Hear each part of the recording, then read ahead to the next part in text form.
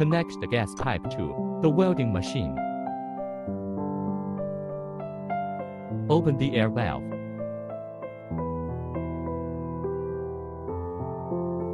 Open the front cabinet door. Unscrew the water filling port of the water tank.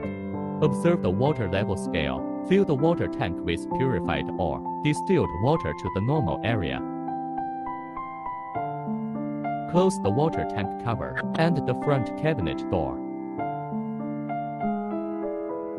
Press the laser and control panel buttons. Adjust the laser focus of the welding gun.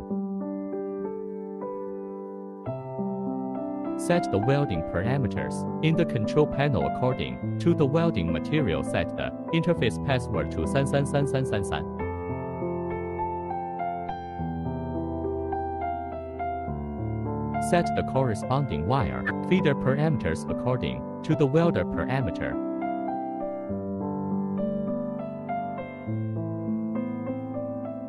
Clamp the ground wire. Clamp on the welding table. Welding demonstration after commissioning.